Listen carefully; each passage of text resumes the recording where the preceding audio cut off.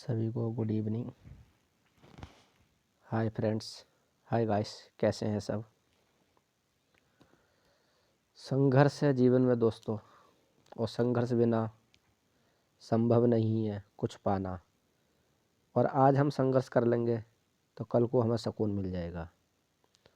देखिए, कहावत है कर भला तो अंत भला। अगर हमारा अंत भला होना चाहिए, इस समय अगर हम कर रहे हैं तो अंत भला, क्योंकि कल को अगर हम 70-80 साल की उम्र में, तो उसमें हमें भला होना चाहिए। क्योंकि उस जो वो दौड़ होता है ना हमसे कमाने का, ना, क्योंकि उस समय आराम की ज़िंदगी बीतने के समय काटने का होता है। तो इस समय आज हम मेहनत कर लेंगे तो कल को हमारा अंत भला हो जाएगा। सब जान रहे हैं, देख रहे हैं, कोई कितने कहाँ कहाँ कुछ। देखिए, एक तो कुछ का सपना होता है पैसा कमाना, और कुछ की जिज्ञासा, कुछ का होता है टारगेट जुनून कि मुझे ये बनना है। तो जुनून ऐसा बना लीजिए कि मुझे ये बनना ही है, मुझे ये संकल्प करना ही है। जुनून से आगे कुछ नहीं है मित्रों, दोस्त। सब कुछ इंसान ने ही बनाया है, इंसान ने ही कमाया है।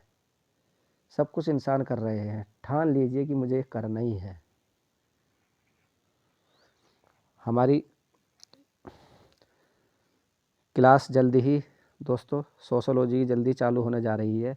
आज की जो टॉपिक रहेगा गणित का पेडागोजी रहेगा, क्योंकि 15 नंबर गणित के सीटेट के लिए बहुत बहुत महत्वपूर्ण प्रश्न रहेंगे। पेडागोजी में तो मिस करना मत। पेडागोजी में 15 नंबर पा ही लेना। अगर आपके मैथ में 25 या 20 नंबर ही 20 नंबर ही आपके मैथ में आ रहे हैं तो बहुत अच्छे नंबर आएंगे मैथ में। आपको सिर्फ समझना है पेडागोजी में क्या कह रहा है प्रश्न। पेडागोजी में समझना है कि प्रश्न क्या कह रहा है। चलिए क्लास चालू कर लेते हैं हम। पहला प्रश्न है आपका,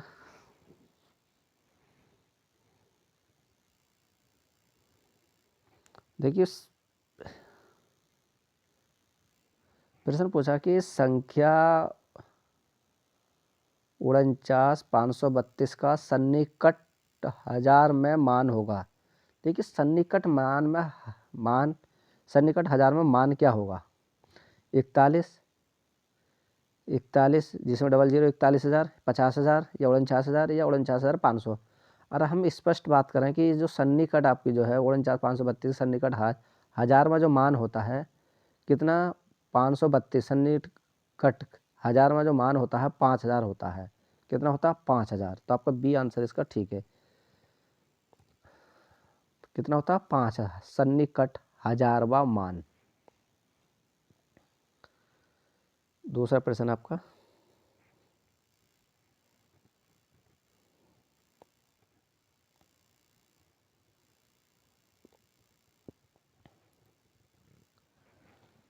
प्रश्न कह रहा है बच्चों के पर्यावरण में जो वस्तुएं, देखिए बच्चों के जो इन्वायरमेंट या पर्यावरण में जो वस्तुएं लुढ़कती हैं या फिसलती हैं, उन पर कक्षा में चर्चा शुरू करो। जो लुढ़कती हैं फिसलती हैं तो कक्षा में बच्चों के सामने शुरू करो, यानी चर्चा शुरू करो। और बच्चों को उनके आकार देखने में, और बच्चों को जो उनके आकार क्या है देखने में और समझने में, किस कुछ वस्तु ढूंढते हैं और किस फिसलती हैं, मतलब कैसे फिसलती है, क्या सहायता करें। ये प्रश्न आपका एनसीईआरटी से है, लिया गया। देखिए, टीचर क्या सुझाव देगा इस प्रश्न के लिए, बात कर लेते हैं। ए ऑप्शन कह रहा है आपके कि निर्देश से संपूर्ण चर्चाएं विद्यार्थियों को संकल्पनाओं को बेहतर तरीके से समझने में सहायता करती हैं। यानी निर्देश से संपूर्ण चर्चाएं विद्यार्थियों को संकल्पनाओं को बेहतर तरीके से समझने में सहायता करते हैं। देखिए, कह रहा है कि संपूर्ण चर्चाएं विद्यार्थियों को संकल्पनाओं को बेहतर तरीके से समझने में सहायता करते हैं। बी ऑप्शन कह रहा है चर्चाएं बहुविध परिप्रेक्ष्य को कक्षा में स्थान देती हैं, तो ये तो स्थान नहीं दे सकती। चर्चाएं करना गणित की कक्षा के लिए सर्वश्रेष्ठ युक्ति है। अच्छा, डी ऑप्शन कह रहा है कि आसपास की चीज़ों के बारे में बच्चों को ध्यान आकर्षित करना शिक्षकों के लिए अनिवार्य है। बच्चों का ध्यान आकर्षित करना शिक्षकों के लिए अनिवार्य है, ये भी गलत है। तो इस प्रश्न देखिए, निर्देश से संपूर्ण चर्चाएं और पूरी डिटेल यानी एक्सप्लेनेशन विद्यार्थियों को संकल्पनाओं को बेहतर तरीके से, तो हमारा ए आंसर इसका सही आंसर है। देखिए जब बच्चे हमारे जो पर्यावरण से जो वस्तुएं लुढ़कती हैं या फिसलती हैं, तो बच्चों के मन में जिज्ञासा होती है कि उनको देखना किस टाइप से कि आकार देखने में और को समझने में कैसे कुछ वस्तुएं लुढ़कती हैं और कुछ कैसे वस्तुएं फिसलती हैं, ये समझने में निर्देश में संपूर्ण चर्चाएं विद्यार्थियों को संकल्पनाओं को बेहतर तरीके से समझाने में क्या सहायता करती हैं। ये दूसरा प्रश्न आपका, देखिए एनसीईआरटी कक्षा 4 की गणित की पाठ्य पुस्तक के पाठ में इस तरह के शीर्षक हैं, कड़वी वाली भोपाल की सैर, दुनिया कुछ ऐसी दिखती है। ये परिवर्तन क्या गया है, क्या परिवर्तन किया गया है। देखिए एनसीईआरटी जो कक्षा 4 की गणित है उसमें कहा है कि दुनिया कुछ ऐसी दिखती है और ये परिवर्तन क्या है, और कड़वी वाली भोपाल की सैर क्या है, इस चीज़ की कुछ चीज़ें कहा गया है। क्या है ये, तो दैनिक जीवन से जोड़ते हुए उन्हें रोचक बनाने के लिए, दैनिक जीवन से जोड़ते हुए उन्हें रोचक बनाने के लिए, यह का कावड़ बेचने और यात्रा करने के बारे में जानने के लिए, कबाड़, यह बी ऑप्शन है, कबाड़ बेचने और यात्रा करने के बारे में। और सी ऑप्शन है, पाठों में गणितीय विषय वस्तु का अनुमान लगाने हैं तो विद्यार्थियों को चुनौती देने के लिए। विद्यार्थियों को चुनौती तो हम दे नहीं सकते, अगर हम इस प्रश्न की बात करें तो विद्यार्थी चुनौती तो हम दे नहीं सकते, ये तो वैसे ही है। उन्हें अलग या समझाने के लिए, ये भी नहीं। देखिए दैनिक जीवन में जोड़ते हुए उन्हें रोचक बनाने के लिए, रोचक बनाने के लिए, ये आंसर एकदम सही है इसका।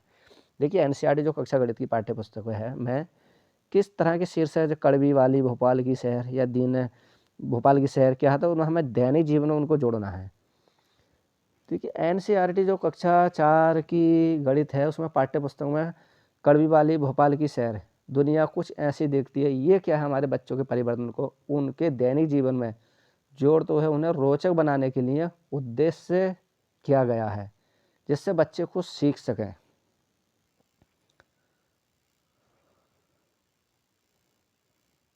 नेक्स्ट देखिए चौथा प्रश्न आपका, कुछ आम या आबू, कुछ आलू कर दो, इसको कुछ आलू कर लो, यहाँ पे कुछ आलू कर लो, जो आबू लिख दिया, चलो आबू कोई बात नहीं है, आलू कर लो। कुछ आलू का भार 2 किलो 600 ग्राम है तथा कुछ सेब का जो भार है 1 किलो 450 ग्राम है। आलू नहीं था यहाँ पे, आमो था, आम था ये, आमो। तो अब पूछा है इसमें आमों का भार सेब के भार से कितना अधिक होगा। अगर हम इसकी बात कर ले कितना होगा, देखिए ये तो आपका जो आम थे 2 केजी थे, तो 2 किलो, 2 किलो कितने थे, 600 ग्राम थे।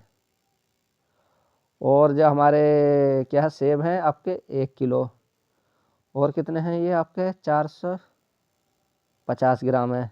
तो हमारे कितने हुए, तो 1 किलो 150 ग्राम हमारे ज़्यादा हुए, तो क्योंकि 0 और आपके 50 और 1 और 1 किलो 50 ग्राम, तो हमारा डी आंसर इसका ठीक है, डी आंसर इसका स्पष्ट सही है।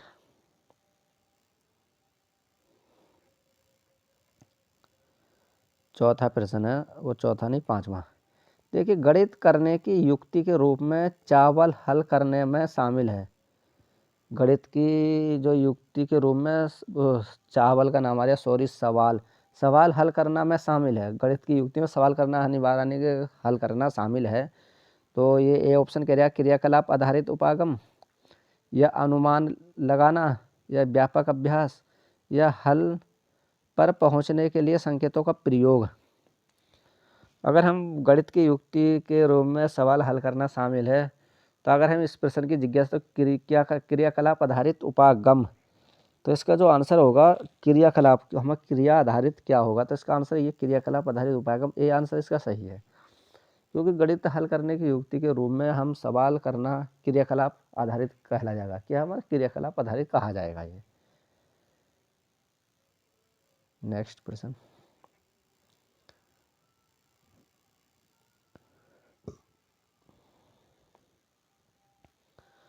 छठा प्रश्न आपका, छठा प्रश्न कह रहा है आपका, प्राथमिक कक्षाओं में आकार और स्थान की समझ विकसित करने के लिए जाने वाले निम्नलिखित कारणों को क्रम में लगाइए। तो ए ऑप्शन की हम बात कर लें तो ए ऑप्शन कह रहा है आपका 2D आकारों की भुजाओं और शीर्ष का अवलोकन करते हुए उनकी विशेषताओं का मिलान करना। 2D आकारों में त्रिभुज क्या है, वो आकारों की भुजाओं। बी ऑप्शन कह रहा है कि 2D आकारों के विशेष का सहज बुद्धि में वर्णन करना। तो आपका जो सी ऑप्शन है 2D आकारों में छांटन, 2D आकारों में छांटन। डी ऑप्शन कह रहा है कि विभिन्न 2D आकारों की भुजा शीर्ष और भी करलों की गणना करते हुए उनका वर्णन करना है। तो अगर हम प्रश्न देखिए इसमें ऑप्शन दे रखे हैं इस टाइप के बात कर लेते हैं। ये ऑप्शन दे रखे हैं ADBC या CBD या DB। तो इसमें अब मिलान कर लेते हैं कौन सा हमारा सही है। देखिए सुझाव दीजिए कौन सा सही है। यहाँ से देख लेते हैं कौन सा प्रश्न इसमें सही है। अगर हम बात करेंगे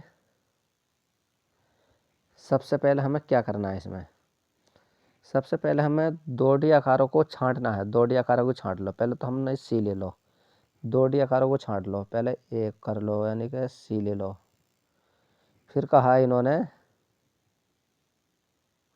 फिर 2D की आकारों भुजाओं का अवलोकन करते हुए तो हम ए ले लो। बी हमने ए बी यानी ए ले लिया हमने। फिर ये कह रहे हैं 2D आकारों की भुजाओं शीर्ष उनकी विकरणों यानी विकरणों, 2D आकारों शीर्षक और उनकी विकरणों। तो हमारा क्या है यानी कि शीर्षों और उनकी गणना करते हुए सी या डी। चलो ये वाला ले लिया हमने, डी ले लिया। अब हमारा ऑप्शन कौन सा बचा, बी। तो इसमें आंसर कौन सा, ए सही है।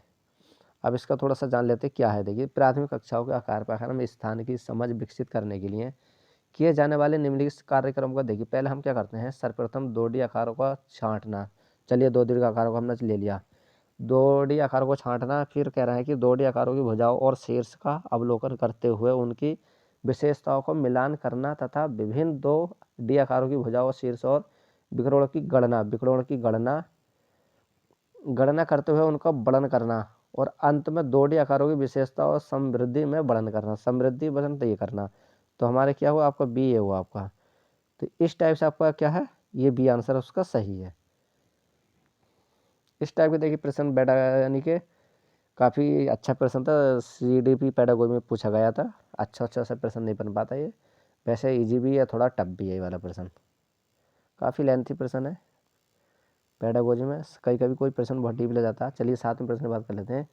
गणित में निदानात्मक परीक्षा का उद्देश्य क्या है, प्रगति पात्र को भरना, छात्र परीक्षा के लिए छात्र परीक्षा के लिए प्रश्न पत्र की योजना बनाना, या बच्चों के समझ में निहित रिक्तियों को जानना, अभिभावकों को प्रतिपुष्टि फीडबैक देना। अगर हम इस प्रश्न की बात कर लें कि गणित में निदानात्मक परीक्षा का उद्देश्य क्या है, गणित में निदानात्मक परीक्षा का उद्देश्य, तो देखिए बच्चों में समझ में निहित रिक्तियों को जानना। अगर रिक्तियों को जानने की बात करें तो हमारा सी आंसर इसका सही है, क्योंकि गणित में जो निदानात्मक परीक्षा का उद्देश्य होता है बच्चों की समझ में निहित रिक्तियों को जानना। 8वां प्रश्न है, षटभुजाकार जो पिरामिड के बारे में कौन सा कथन सत्य है। इसके 2 षटभुजाकार फलक होते हैं और 6 आयताकार फलक होते हैं। बी ऑप्शन कह रहा है इसके षटभुजाकार फलक होते हैं और 6 आयताकार फलकों से जुड़े हुए होते हैं। इसके 6 फलक होते हैं और प्रत्येक फलक यानी कि षटभुज होता है। अगर या एक बिंदु से मिलाने पर त्रिभुजाकार फलकों के साथ इसका षटभुजाकार आधार होता है। अगर षटभुजाकार आधार होता है तो इसकी बात कर लेते हैं।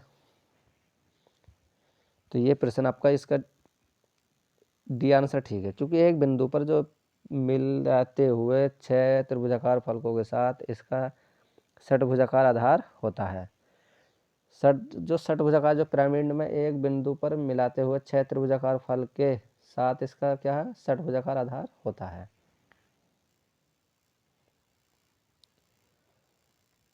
नवा प्रश्न आपका,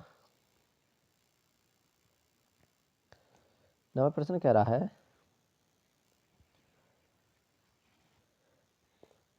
कि विकास 56 विद्यार्थियों की कक्षा को गणित पढ़ाता है।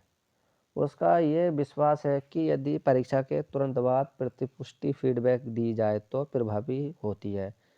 ये 10 अंकों की एक छोटी कक्षा परीक्षा का आयोजन करता है। फिर प्रभावी तरीके से प्रतिपुष्टि फीडबैक देने का सबसे अच्छा तरीका कौन सा होगा? अगर हम कौन सा तरीका बात कर लेते हैं, कौन सा तरीका होगा, कौन सा तरीका होगा? तो अगर हम पहला ही ऑप्शन देख लेते हैं। अगर पहला ऑप्शन क्या कह रहा है, पूरी कक्षा के लिए चर्चा का आयोजन कर सकता है कि वह किन तरीकों से अपने उत्तर पर पहुंचने और सही उत्तर समझने की प्रभावी युक्ति कौन सी है। अच्छा, पूरी कक्षा के लिए चर्चा आयोजन कर सकता है कि वह किन तरीकों में अपने उत्तरों में पहुंचने और सही उत्तर पर पहुंचने की प्रभावी युक्ति कौन सी है। अगर हम इस प्रश्न की बात करें तो हमारा ए ही आंसर सटीक है, ये आंसर ही सटीक है। बाकी पढ़ने की जरूरत क्या है इसमें? बी ऑप्शन देख लो, ये कि यह वह यादृच्छिक रूप से किसी भी कॉपी का चयन करें और बोर्ड की सहायता से कॉपी उत्तर प्राप्त कर देगी। गलत हो गया, गलत।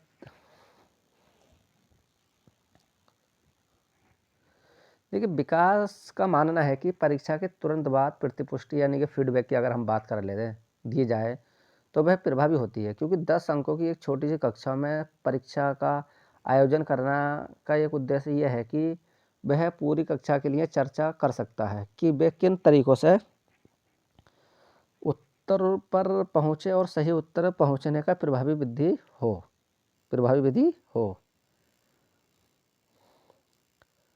10वें प्रश्न बात कर लेते हैं। 10वें प्रश्न,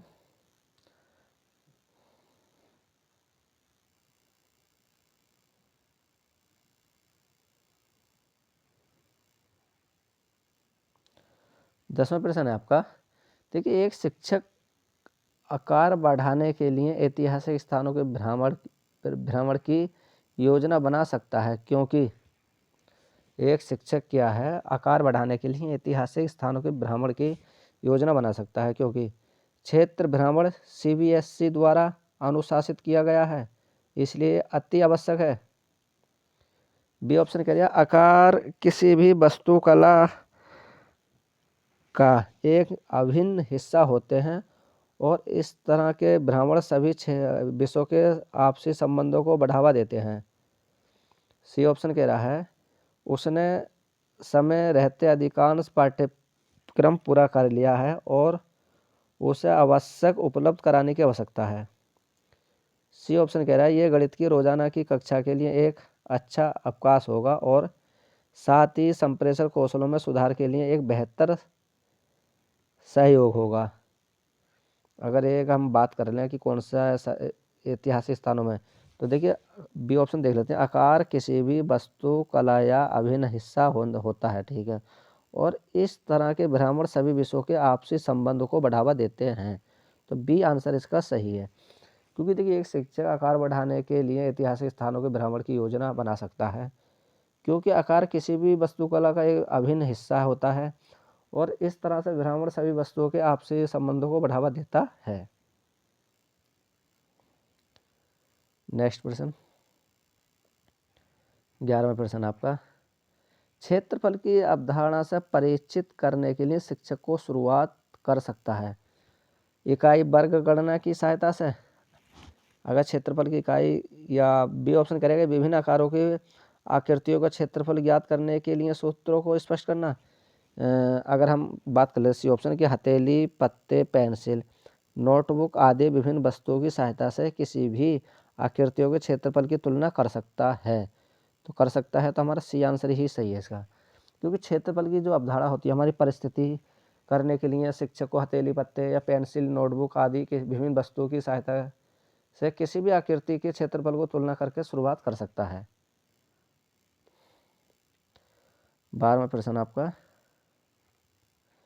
जब रंजन के सामने शाब्दिक समस्या आती है तो वह प्राय पूछता है, मैं जमा करूं या घाटा में गुणा करूं, जब मैं जमा करूं या घाटा में गुणा करूं या भाग। इस तरह के प्रश्न बताते हैं कि रंजन संख्या प्रक्रिया को नहीं समझता, या रंजन जोड़ और गुणा नहीं कर सकता, सी ऑप्शन कह रहा है कि रंजन कक्षा में बाधा डालने के लिए अवसर खोजता है, ये तो नहीं होगा।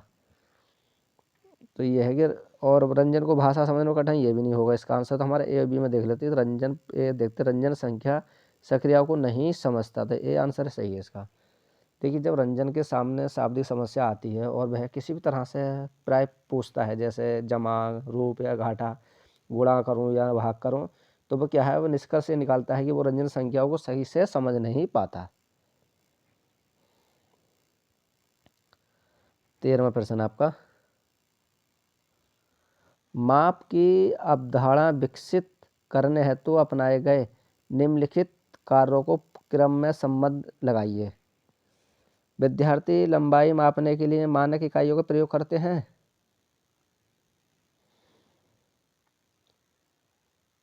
अगर इसकी हम बात कर लें, दूसरा है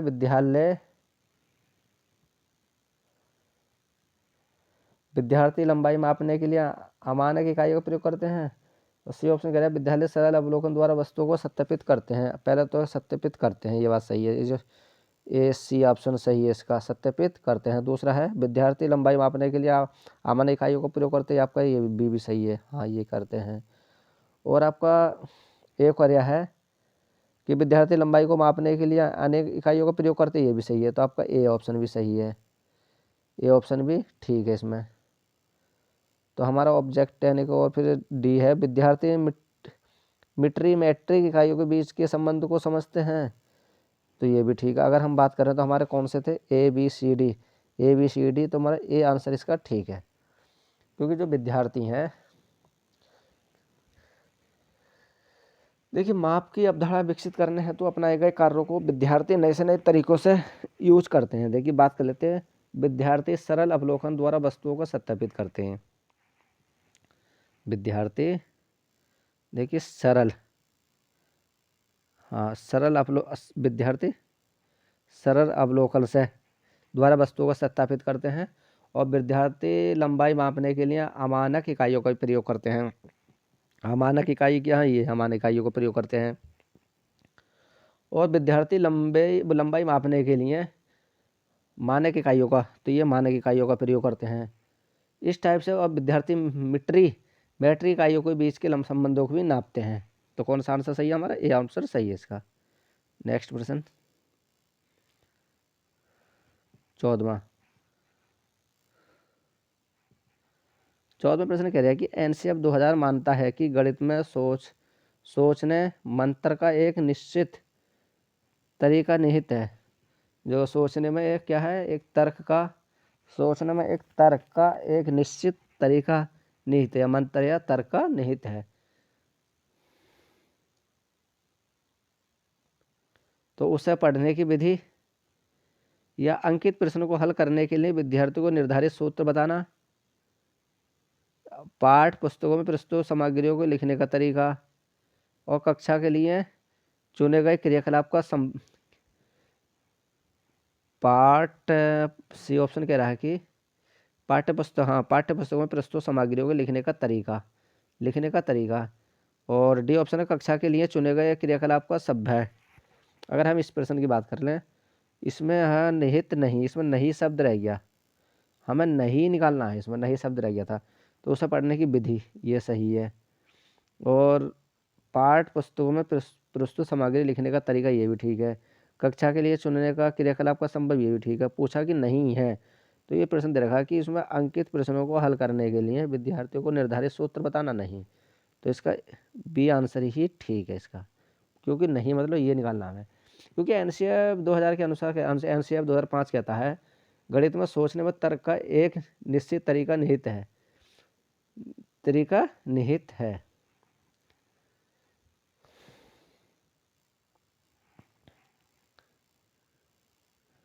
15वां प्रश्न,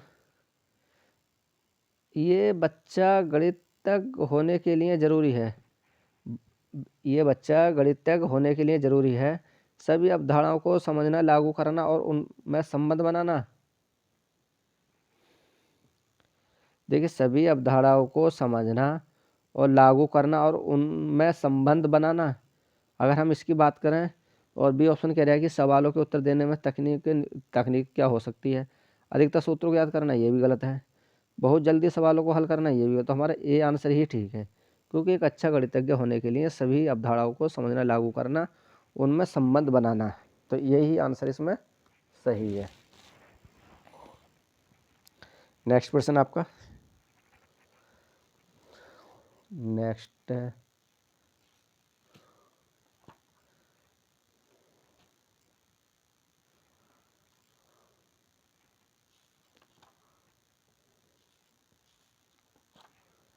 15वां प्रश्न, फिर आपका 16वां प्रश्न। कक्षा 5 के शिक्षार्थियों को प्रश्न कह रहा है कि कक्षा 5 के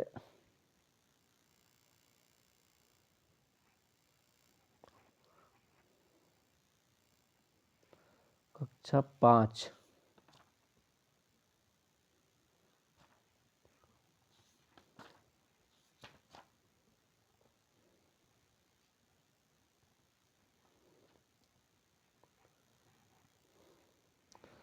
कक्षा 5 के शिक्षार्थियों को समतल आकृतियों के क्षेत्रफल की संकल्पनाओं से किसके द्वारा परिचित कराया जा सकता है?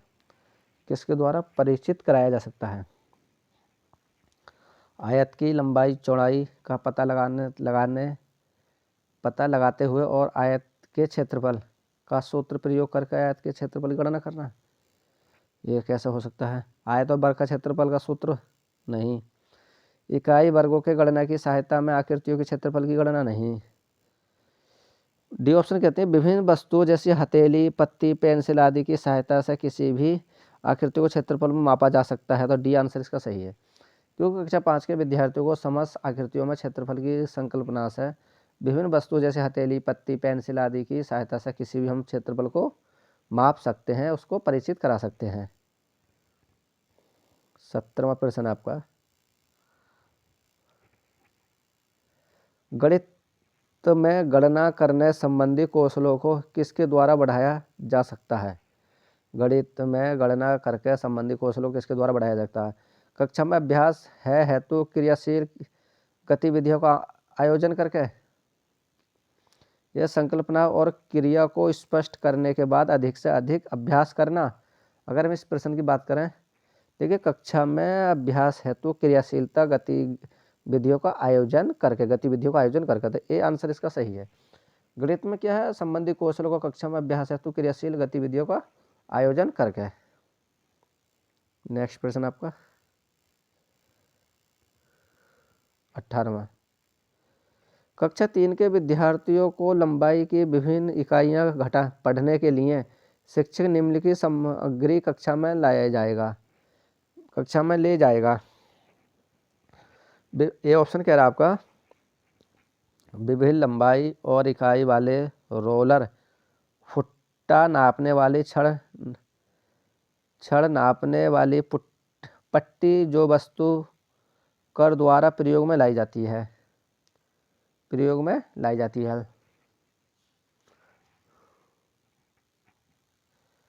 प्रश्न पढ़ लेते हैं दोबारा एक बार। कक्षा 3 के विद्यार्थियों को लंबाई की विभिन्न इकाइयां पढ़ने के लिए शिक्षक निम्नलिखित सामग्री कक्षा में ले जाएगा। क्या ले जाएगा? कक्षा में सामग्री तो विभिन्न लंबाई में नापने वाली रोलर, फुट्टा नापने वाली छड़ नापने वाली पट्टी जो वस्तु कर द्वारा प्रयोग में लाई जाती है। चलिए इस मान से ए ऑप्शन। बी ऑप्शन क्या कह रहा है? नापने वाली टैप जिसका एक तरफ सेंटीमीटर दूसरी तरफ, ये नहीं है, चलेगा हमारी, ये इतना नहीं। विभिन्न इकाइयों का संबंध चार्ट, ये भी नहीं है। सेंटीमीटर वाला रोलर और नापने वाली टाइप, ये नहीं। तो हमारा ए आंसर ही इसका ठीक है, क्योंकि कक्षा 3 के विद्यार्थियों को संख्या पद्धति पढ़ाने या उद्देश्य संख्या को प्रश्न है कक्षा 3 के विद्यार्थियों को संख्या कौन सा है? नहीं, हाँ, कक्षा 3 के विद्यार्थियों को लंबाई के विभिन्न इकाइयों पढ़ने के लिए ये फुट्टा पट्टी यही लेकर जाएगा। चलिए नेक्स्ट प्रश्न कक्षा 19वां प्रश्न। कक्षा 3 के विद्यार्थियों को संख्या पद्धति पढ़ाने का उद्देश्य क्या है? और हम संख्या पद्धति उद्देश्य की बात कर लेते हैं। 4 अंकों वाली संख्या का योग, व्याकरण और कौशल में प्रवीणता प्राप्त करना। बी ऑप्शन कह रहा है बड़ी संख्याओं को पढ़ने के कौशल में प्रवीणता प्राप्त करना। सी ऑप्शन है 6 अंकों का गणना करना। डी ऑप्शन है संख्याओं को सैकड़ा दहाइयों और इकाइयों के समूह के रूप में देखना और स्थानीय मान लो की सार्थक को समझना। संख्या को सैकड़ा, दहाई और इकाइयों के समूह को रूप में देखना और स्थानीय मान लो की सार्थकता को समझना। तो डी आंसर इसका सही है, सार्थकता को समझना। 20वां प्रश्न है, सबसे उपयुक्त रचना जिसका प्रयोग धनराशि, योग, कुशलता को आत्मसात करने के लिए किया जाता है। भूमिका निर्भर रोल प्ले, बहुत सारे सवाल हल करना, सोचना और संप्रेषण तकनीक आईसीटी का प्रयोग करना या प्रतिरूपों का प्रयोग करना है। अगर हम इस प्रश्न की बात करें तो सबसे उपयुक्त तो भूमिका निर्भर रोल प्ले, ये आंसर ठीक है इसका, क्योंकि सबसे उपयुक्त व्यूह रचना जिसका प्रयोग धनराशि के प्रयोग कुशलता को के लिए ही किया जाता है। तो फ्रेंड्स ये रहे आपके 20 प्रश्न जो पेडागोजी से लिए थे। काफ़ी अच्छे प्रश्न है कि इस टाइप के प्रश्न बहुत पूछे जाते हैं। ये प्रश्न बार बार रिपीट हो रहे थे तो इसलिए हमने आपको रिपीट वाले प्रश्न ले लिए जो बहुत रिपीट हो रहे थे। देखिए पेडागोजी बहुत इजी है, बस थोड़ा सा समझना है, थोड़ा सा समझना है प्रश्नों को। ओके फ्रेंड्स, अगर आप नए हो तो हमारे यूट्यूब चैनल को सब्सक्राइब कर लेना। बायोलॉजी की क्लास और हम सीटेट की क्लास करा रहे हैं फिलहाल, अभी जल्दी ही हम यूजीसी सोशियोलॉजी क्लास भी कराएंगे। ओके दोस्तों, बाय, टेक केयर।